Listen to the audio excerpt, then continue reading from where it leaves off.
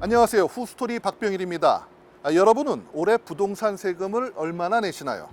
서울 송파구에 사는 한 아파트 주민이 청와대에 올린 청원입니다. 지난해 100만 원 남짓 냈던 종부세가 올해는 1억 원 가까이나 된다고 하소연했습니다. 2017년도에는 4만 1,000원, 그 다음에 2018년도에는 34만 원, 38만 원, 105만 원 냈습니다, 작년에. 근데 올해 나올 게 1억 가까이 나오거든요. 김 씨의 경우는 27년 전에 33평을 사서 살다가 18년 전에 56평을 구입해 이사했고 33평은 줄곧 임대를 줬다고 합니다. 5년 전에는 임대사업자로도 등록했습니다. 아무리 1가구 2주택자라고 해도 1년 사이에 종부세가 100배 가까이나 올랐다는 얘기인데 과연 사실일까요? 전문가가 계산해 봤습니다. 종부세 금액이 농어촌 특별세까지 합쳐서 7,630만 원 정도 됩니다. 재산세 부분을 마저 더하면 8,688만 원이 올해 재산세와 종부세로 내셔야 되는 총 보유세가 되겠습니다. 팔려고도 해봤지만 불가능했습니다. 지난해 재건축 조합이 설립됐는데 집이 여러 채여도 분양권은 한 장만 나옵니다.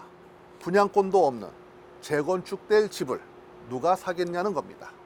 동일 재건축 단지에서 여러 채의 아파트를 보유하고 있는 경우 조합원으로부터 한 채를 양도받은 매수인은 조합 분양권을 취득할 수 없다. 그러니까 이걸 누가 사겠어요?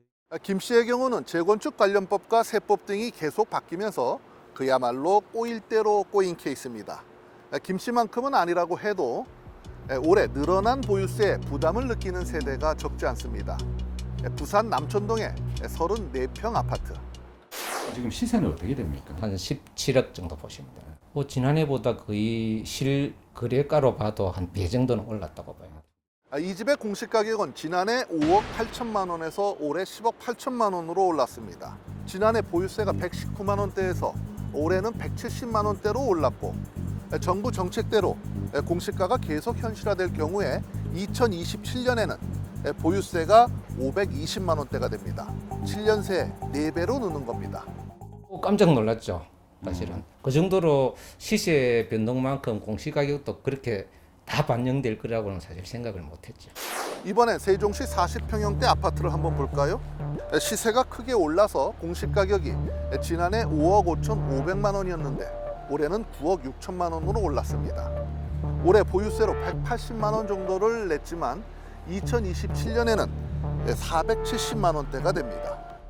연금 받아가 생활하고 있는데 이거 뭐 한 달에 그냥 작년에도 제가 이 집 한 채 갖고 한 110만 원 정도 재산세를 냈거든요. 원래는 지금 추세대로라면 한 200 가까이 내야 됩니다. 그건 말이 안 되는 거죠. 소유하고 계신 저 아파트의 가격이 많이 올랐기 때문에 가격이 올라도 예. 그 가격을 내가 올려달라고 그런 적 없지 않습니까?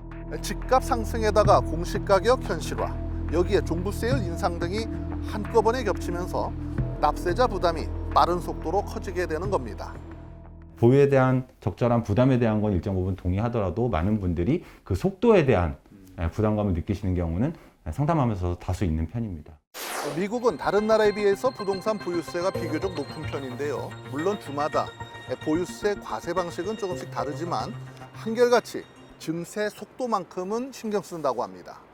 대부분의 주에서는 부동산세를 올릴 때 한 번에 2년에서 4년 사이에 한 번씩 리벨 재심사를 하는데 2% 이상은 올리지 않게 되어 있는 주가 많기 때문에 부동산세가 그렇게 갑자기 막 오르거나 그러지는 않아요. 집값이 올랐으니까 세금이야 좀 더 내겠지라고 생각은 하면서도 적지 않은 주택 보유자들이 반발하는 것도 바로 이 증세의 규모나 속도 때문입니다. 아니 무슨 세금을 이렇게 자기네 마음대로 이렇게 엿장사처럼 올리는 거냐 이거죠. 이런 불만이 강남에 사는 아파트 주민들만의 얘기는 아닌 것 같습니다.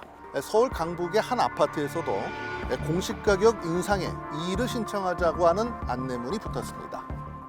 이렇게 많이 오르면 안 되잖아요. 서민 아파트인데 재산세도 있고 그다음 건강보험료도 또 올라가고. 근데 공시가격이 지금까지 너무 낮았기 때문에 그걸 그거는 순차적으로 올라야지. 폭탄으로 올리면 저항이 당연히 있는 거잖아요. 하지만 이런 얘기를 듣다 보면 집값 올랐으니까 세금 더 내는 거야 당연하지. 그래 세금 내더라도 집이라도 있었으면 좋겠다. 이렇게 생각하시는 분들도 분명 있을 겁니다. 10년 뒤에 서울에 살고 있을 것 같으세요? 라고 물어보면 진짜 거의 난이라고 해요.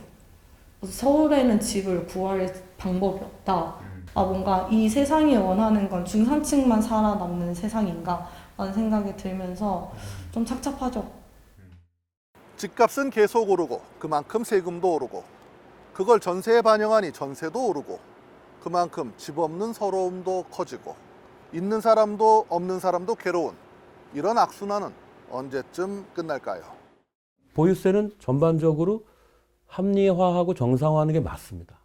집값이 올랐으니까 세금으로 토해내야 한다는 방식이 되는 건 곤란해요. 왜냐하면 양도세가 정상적으로 작동을 하면 그렇게 해서 환원이 많이 됩니다. 근데 당장 토해내라 이런 거죠. 그러니까 보유세를 이런 부의 재분배 수단으로 너무 인식하게 되면 이 제도가 오히려 좌초하게 됩니다. 지금까지 후스토리였습니다.